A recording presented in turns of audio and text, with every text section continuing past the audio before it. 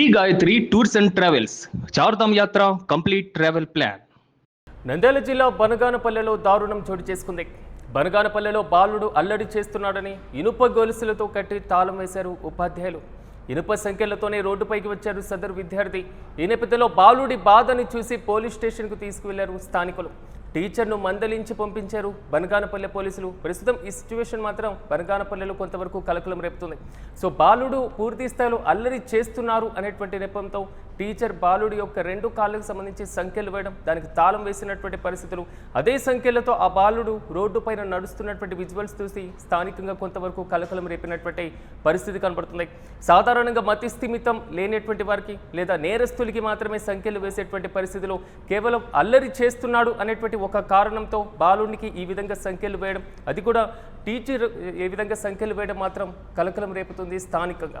So పోలీసులు కూడా సదరు టీచర్ని మందలించి పంపించినట్లుగా తెలుస్తుంది.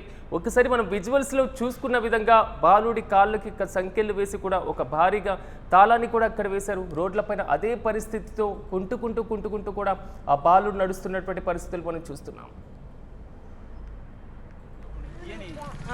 సార్ కట్టినారు, సార్ పేరు చెప్పు. ఎవరు కట్టినారు? నేను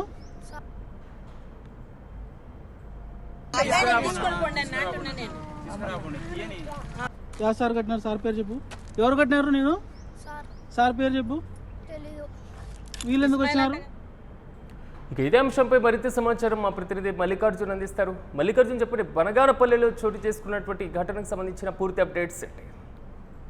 నంద్యాల జిల్లా బనగాన పట్టణంలో ఉన్నటువంటి ఒక ప్రైవేటు పాఠశాలలో కూడా ఈ సంఘటన జరిగిందని చెప్పవచ్చు. ముఖ్యంగా పిల్లోడు అల్లరి చేస్తున్నాడు, అదేవిధంగా స్కూల్కి సరిగ్గా రావడం లేదు, స్కూల్ నుంచి ఇంటికి వెళ్తాడన్న ఒక ఇదితో కూడా అక్కడ ఉన్నటువంటి ఉపాధ్యాయుడు పూర్తి స్థాయిలో ఒక చెక్క ముద్దుకు ఇనుప గొలుసు ఆ కాలికి కట్టి అక్కడ బంధించేటువంటి పరిస్థితి నేపథ్యంలో కూడా ఆ పిల్లవాడు ఆ చెక్క ముద్దుతోటి కాలికి కట్టేటువంటి చైన్ తోటి అదే విధంగా రోడ్డుపైకి వచ్చాడని చెప్పవచ్చు.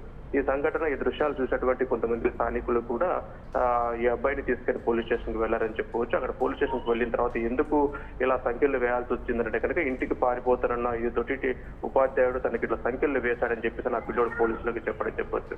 ఈ క్రమంలో కూడా ఈ రకంగా బంధించడం కరెక్ట్ కాదు కదా, భయం చెప్పుకోవాలి, కానీ ఈ రకంగా ఇనుప గొలుసుతోటి కూడా చెక్క ముద్దుకు బంధించడం ఏంటి అని చెప్పేసి కూడా పోలీసులు కూడా ఎవరైతే ఆ ఉపాధ్యాయుడులో ఉపాధ్యాయుడిని పోలీస్ స్టేషన్ కి పిలిపించి మందలించి పంపించారని చెప్పవచ్చు. ఇంకోసారి ఇలాంటి సంఘటనలు కొంత మీ కేసు నమోదు చేస్తామని చెప్పేసి కూడా కాస్త మందలించి గట్టిగా మందలించి పంపించే పరిస్థితి. ఏదేమైనప్పటికీ కూడా మధ్యస్థిమితం లేని పిల్లల్లో లేకపోతే ఇంకో ఈ రకంగా అంటే పైచాచికంగా వ్యవహరించే వారి పట్ల కూడా ఈ రకంగా ప్రవర్తిస్తూ ఉంటారు. కానీ ఒక విద్యార్థి పట్ల ఈ రకంగా కాలుకి గొలుసుతో కట్టేయడం పట్ల చూస్తే అందరూ కూడా స్థానికులు ఆగ్రహం వ్యక్తం చేస్తున్నారు. ఒకవేళ అబ్బాయి తప్పు చేసి ఒకరు అల్లరి చేస్తే కనుక మందలించాలి, కానీ ఈ రకంగా బంధించడం వల్ల మానసికంగా అబ్బాయి కుంగిపోయే అవకాశం ఉంటుంది. కాబట్టి ఈ క్రమంలో పాఠశాల అంటేనే ఒక భయం ఏర్పడేటువంటి అవకాశం ఉంటుంది. కాబట్టి పూర్తిస్థాయిలో ఎలాంటి కార్యక్రమాలకు పాల్పడకూడదు, పూర్తిస్థాయిలో ఎవరైతే ఉపాధ్యాయుడు అతనిపైన చర్యలు తీసుకోవాలని చెప్పేసి కూడా స్థానికులతో పాటుగా అక్కడ ఉన్నటువంటి తల్లిదండ్రులు కూడా కోరుకుంటున్న పరిస్థితి. ఏదేమైనప్పటికీ కూడా పోలీసులు మాత్రం తన ఉపాధ్యాయుడిని పిలిచి ఘటనపైన పోలీసులు అయితే టీచర్ని మందలించారు. విద్యాశాఖ అధికారులు ఏమైనా స్పందించారో టీచర్ వ్యవహారానికి సంబంధించి?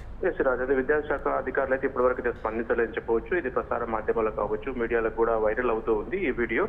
అబ్బాయి కూడా చెక్క ముద్దు చైన్ కట్టేటువంటి కాళ్ళకి పూర్తి స్థాయి రోడ్డు పైనకి వచ్చిన నేపథ్యంలో కూడా ఈ వీడియోస్ అన్ని కూడా పూర్తిగా వైరల్ అయ్యాయని చెప్పవచ్చు. ఈ విషయం కూడా ఇప్పుడు వెలుగులోకి వచ్చినటువంటి పరిస్థితి. ఈ క్రమంలో కూడా ఈ రోజు విద్యాశాఖ అధికారులు స్పందించేటువంటి అవకాశం కనపడతా ఉంది. నిన్నటి రోజున పూర్తిగా వైరల్ అయినటువంటి పరిస్థితి కనపడతా ఉంది. కాబట్టి ఈ రోజు ఇప్పటివరకు అయితే స్పందించలేదు. ఈ అంశం వెంటనే మీడియా కథనాల్లో వస్తున్నటువంటి ఆధారంగా కూడా విద్యాశాఖ అధికారులు స్పందించే అవకాశం ఉంది. ఇప్పటి వరకు అయితే స్పందించినటువంటి పరిస్థితి ఉంది. Right Mallikarjun, thank you. Nandyal జిల్లా బనగానపల్లెలో దారుణం చోటు చేసుకుంది. బనగానపల్లెలో బాలుడు అల్లరి చేస్తున్నాడని ఇనుప గొలుసులతో కట్టి తాళం వేశారు ఉపాధ్యాయులు. సో ఇనుప సంఖ్యలతోనే రోడ్లపైకి వచ్చాడు సదరు విద్యార్థి.